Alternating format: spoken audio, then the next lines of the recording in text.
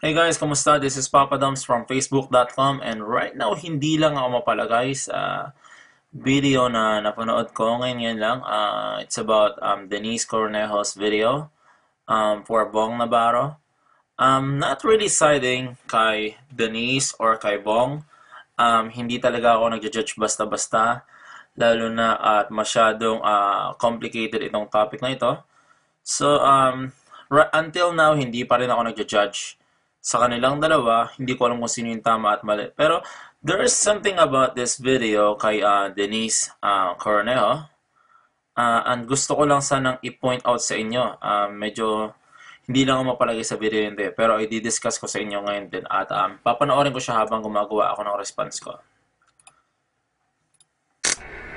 Bong, hindi ko kailangan umiyak. So, sa pinakauna niyang statement, sabi niya, hindi ko kailangang umiyak. Ang taong muntik ng mapagsamantalahan, hinuhubaran pa lang or alam niya nang mapagsasamantalahan siya, iiyak na yan. Iiyak, magwawala, magagalit, mixed emotions kasi that's a very traumatizing event. So, bakit parang nagpipigil siya ng emotion niya? Bakit ganon? Hindi ba dapat parang very emotional ng isang tao lalo na't muntik ka ng ma-rape? I mean, if I have a daughter or pinsan na babae and ma-rape na sila, syempre iiyak yung mga yun, natatakot, 'di ba? Syempre hindi normal yung muntik ka na maghahasa, matutrauma ka nun. So, parang very suspicious lang ako sa sinabi niya sa unang salita niya pa lang. So, sa palagay ko lang dapat mas nagpo-focus siya sa experience niya na muntik siyang ma-rape kaysa yung iisipin ng ibang taong sumusuporta kay Bong dahil mas nararamdaman nila yung sinasabi ni Bong Navarro. So, continue na natin. Ipakita na awang-awa ko sa lahat ng mga naniniwala at sumusuporta sa tao, lalo na sa'yo. So, sa sunod na sinabi niya, parang hindi raw siya nagsisimpatya sa mga taong sumusuporta kay Bong Navarro at naaawa sa kanya. Yun pa rin, nakafocus pa rin siya sa ibang tao. Hindi ba dapat nagpo-focus ka sa karanasan mo, sa krimen na nangyari sa'yo?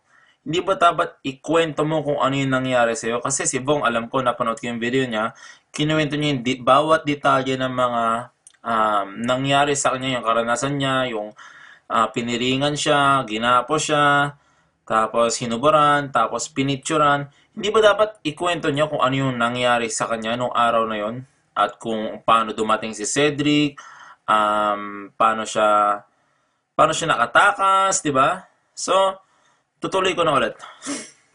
Akong laban-laban dahil alam ko marami ka ng pasayang tao, magaling kang artista, idol kita, pero sa mata ng prinsipyo, ang mali ay mananatiling mali at hindi mananalong kasamaan sa kabutihan. So, you continued with this quotes na ang mali ay mananatiling mali at hindi mananalo ang kasamaan sa kabutihan. So, ate, hindi kita mag-get sa totoo lang. Wala ka pang pinapaliwanag. Hindi ba dapat nag-i-explain ka? Ini-explain mo yung sarili mo? Nagko-quotes ka lang nagsasabi ka ng mga kasabihan and until now, wala pa rin akong nalalaman sa side mo.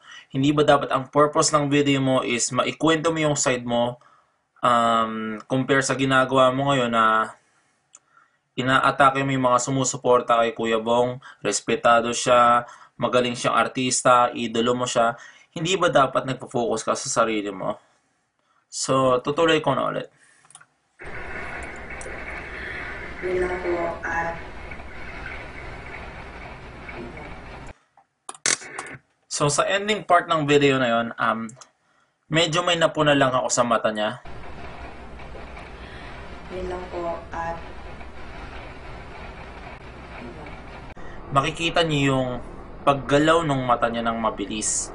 Hindi ko alam kung scripted to or may binabasa siya, pero I've been hearing from a lot of people na they feel na ito ay scripted lang, at karamihan sa comments na nabasa ko is parang hindi galing sa puso yung pagsasalita nito ni Denise. Let me just repeat myself, hindi ko siya ginajudge, sinasabi ko lang yung napupuna ko. So, wag niyo sana akong atakihin dahil wala talaga akong intensyon na sumide sa kanya or sumide kay Bong Navarro. So, also, napansin ko rin yung sa lips niya. Di ba minsan pag nagbabasa tayo ng kasulatan, notebook, books, yung parang minsan mapapagalaw yung labi natin habang nagbabasa tayo. So, napuna ko rin at the same time habang gumagalaw yung mata niya, parang napagalaw din ng onti yung labi niya. Yun lang po. At